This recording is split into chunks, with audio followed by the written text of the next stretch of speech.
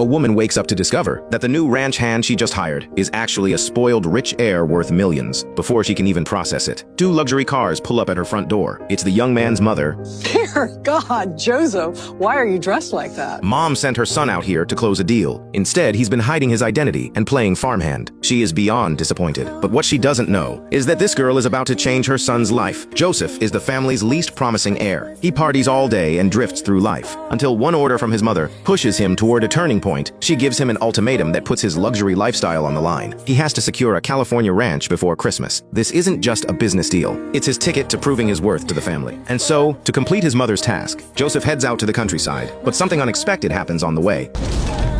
Shit.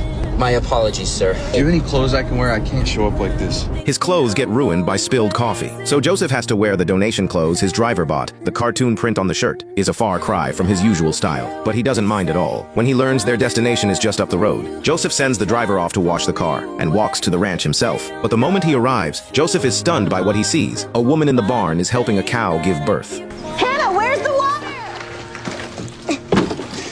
Come on here, I need that water. Coming, Callie. Seeing the little girl needs help, he rushes over and grabs the bucket and gets mistaken for the new ranch hand. Good thing you got here early. A calf is coming. The girl quickly pulls him over to help her big sister. Joseph wants to explain, but the tense moment gives him no chance to speak. In the end, with their combined effort, the calf is born safely. How do you know for a second there I thought you were the suit? The what? Some hoity-toity company man supposed to come by later today and wave some money in my face. Is that so? Yeah, but ready to welcome him though. Then he spots the rifle nearby and swallows his explanation right back down. Now he realizes this outfit that looks nothing like him made the sisters think he's here for the job. Seeing how tough this woman is, he decides to roll with it and stay here posing as the ranch hand, win her trust, then convince her to sell the ranch. So he calls his driver and tells him to stay in town for a few days, find the real ranch hand Manny, and do whatever it takes to stall him. So he never shows up at the ranch and blows his cover, but finding a total stranger out in the country is no easy task. Just as the driver runs out of ideas, luck comes knocking. How am I supposed to find a guy named Manny! Oh, yeah, right. That's way too fast, Jerry. I still see a dirt spot right there. Excuse me. You wouldn't happen to be a ranch hand, would you? You're psychic? Tempted by the money, Manny quickly agrees to the driver's offer. Later, Joseph sneaks out to meet them both at the hotel and asks Manny to teach him about ranch work. After all, he knows absolutely nothing about it. That's the tricky part, isn't it? You're gonna have to pay me a little extra. And I would love the master bedroom. Fine. And so with Manny's help, this rich heir who's never known a hard day in his life begins his chaotic new life on the ranch, shoveling manure, chopping firewood, milking cows, fixing the chicken coop. He doesn't get a break until the sun goes down. But then the ranch owner, Callie, comes looking for him. Just need the ladder to get the feed bags, please. Sure thing. After that awkward little moment, Callie immediately calls out Joseph's sloppy work. The feed bins for the cows were empty, meaning they haven't eaten today. Yeah, but that wasn't on my list. Okay, well, neither is take a shower, but good hygiene is still expected on this ranch. Joseph really wants to argue back, but for the sake of his plan, he bites his tongue. And Callie doesn't push it either. After all, the pay is low and the work is hard. Barely anyone applies for this job. Plus, she has a bar shift to get to later. There's no time to teach him how things work around here. Joseph hopes to use this chat to get closer to Callie and earn her trust, but Callie shuts the conversation down cold. So Joseph has to find another way. That night, Joseph puts on the outfit Manny recommends and heads to the bar where Callie works. He walks in and sees a guy bothering her. She said let go. What are you gonna do about it? I've always wanted to do this. Ouch. Saw that going differently in my head. Clearly, a pampered rich kid is no match for this local troublemaker. As the guy gets rougher and rougher, Callie steps in and breaks it up herself. Enough! Knock this shit off right now unless you both want a piece of this. Both men get thrown out of the bar. His hero moment is a total fail, but luckily, it actually brings Joseph and Callie closer. The next day, Joseph clears out the barn under the blazing sun, and Callie surprises him with a glass of juice. Last night at the bar, I shouldn't have got so upset. I know you were just trying to help. Does it hurt? No. Looks worse than it is.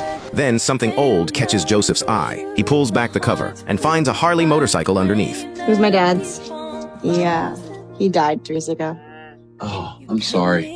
Joseph has been through the same thing. His father passed away when he was young. He knows exactly how that kind of loss feels. He tells Callie that time heals all wounds, and that cherishing the present is the best way to honor the ones we've lost. This shared pain strikes a chord deep inside both of them, and quietly draws their hearts together. This conversation is like a key, opening the door to Callie's family and her inner world. Joseph slowly settles into life here. He gets better and better at ranch work, and practically becomes part of the family. His bond with Callie keeps growing warmer, living under the same roof day and night. Every inch of soil on this ranch, every evening breeze quietly stirs up something between them. Day by day, Joseph's disguise starts to crack, and Callie's guard slowly melts under his clumsy but sincere effort. No one ever expects this meeting built on a lie to slowly drift off course and turn into real feelings, until one night a voicemail yanks Joseph right out of this beautiful dream. Joseph, stop avoiding my calls. I demand an update. Your deadline is up.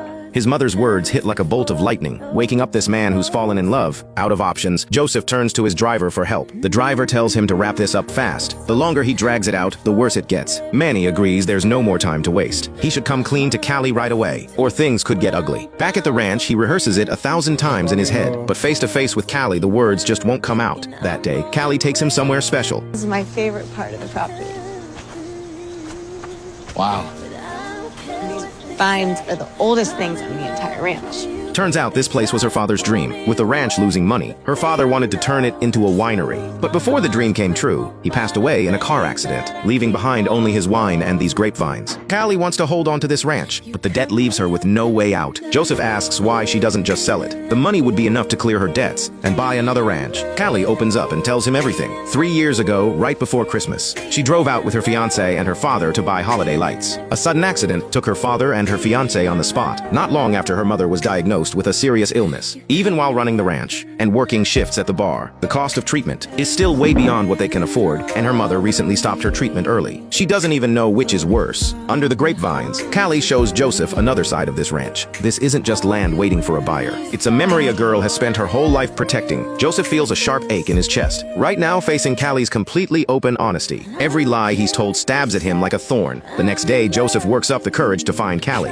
ready to confess everything. But when he sees her pure, happy smile, the truth on the tip of his tongue melts away into a kiss he just can't hold back. But just as they're lost in this beautiful moment, Callie's little sister suddenly interrupts them. She explains anxiously that Mom still hasn't gotten out of bed. Something is very wrong. Callie turns pale and rushes to the room. Her mother has collapsed and is barely breathing. Joseph quickly carries her mother into the car. Watching them drive away, Joseph's heart is eaten alive by guilt. Once again, he loses the nerve to tell Callie the truth. He knows this family can't take one more blow. After emergency care, Callie's mother pulls through, but the scare shakes Callie to her core. She begs her mother to continue treatment. You're positive you don't want to try chemo once more?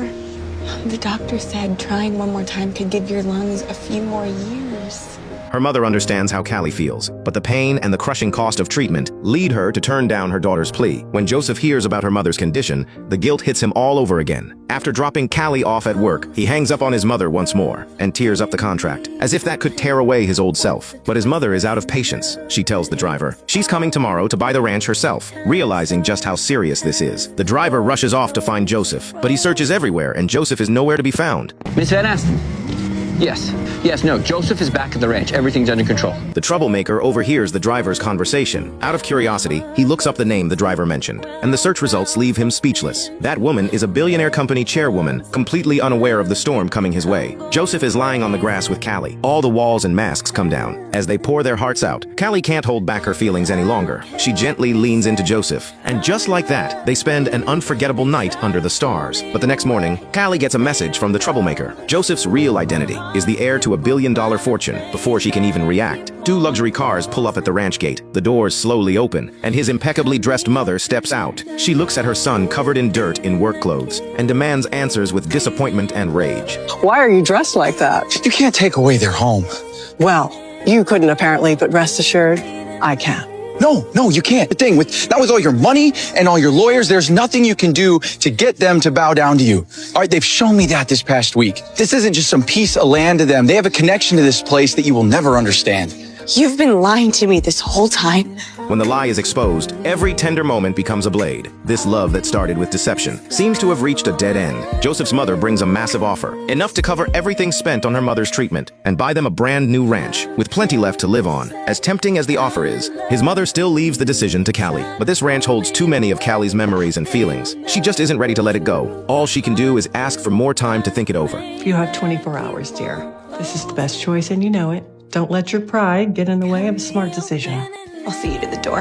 Once Joseph's mother leaves, all of Callie's bottled up anger explodes. She can't believe the man who stood by her through the hard times, who gave her hope again, came here from day one to take everything from her. Her trust is completely shattered. Look, I can fix this. I don't need a knight in shining armor to rescue me. Get the hell off my property. Joseph tries desperately to explain, but the lie is already done. Heartbroken Callie kicks Joseph off the ranch. But as he's packing up to leave, the driver stumbles across the wine Callie gave him. One sip and he's blown away. Manny, a true wine lover, takes a sip too, and instantly recognizes just how special this wine is. When they learn it was made by Callie's father, a brilliant plan pops into their heads. They take the bottle to a professional wine appraiser. There it is. There it is. Yes. Joseph rushes back to Callie's ranch that very night. Gosh, don't you get it, Cal? Your dad was right. These grapes, the wine, they can help save your ranch. Joseph lays out his entire plan, and Callie chooses to let go of her grudge and decorate the vineyard together with him. The next morning, the winery rep Joseph invited arrives right on time. First, he carefully inspects the slightly withered grapevines. Then he heads to the cellar and tastes the wine Callie's father left behind. The wine is smooth and rich, aged to absolute perfection. The rep offers a generous contract on the spot. Not only can Callie keep her beloved ranch, she'll also earn a share of the yearly sales. With everything settled, Joseph calls his mother and sincerely apologizes for any losses to the company. He expects her to be furious, but to his surprise, his mother isn't angry at all. Instead, she's touched and proud of what he's done. Turns out her real goal was to help him grow out of his careless ways, and his actions have proven just how much he's changed. On Christmas Day, Callie is led to a barn. As the doors slowly swing open, Joseph appears right in front of her. Listen, Callie, I want you to know the entire time that I was working for you, it sucked. It was the absolute worst. You know, I was cold, I was tired, and I smelled like a cow's ass the entire time. Yeah, I remember that part. But it was the best time of my life, and I'd give anything to go back to that. Oh, your position's been filled, but I might be able to figure out something for you to do. Under the Christmas fireworks in California, two once-broken souls finally find their happiness and their home. Some say love is the spark at first sight, or two perfectly matched worlds. But a California Christmas shows us true love is understanding that crosses class lines. It's the honest heart that outlasts the lies. It's two people growing by saving each other. It starts as a scheme, but ends in pure devotion, teaching a spoiled heir what responsibility means, and giving a stubborn girl warmth and someone to lean on. The California sun always burns bright. The Christmas fireworks always dazzle, and a true heart is never wasted. Love can always cross any divide, heal every wound, and shine with the softest, most moving light through the years.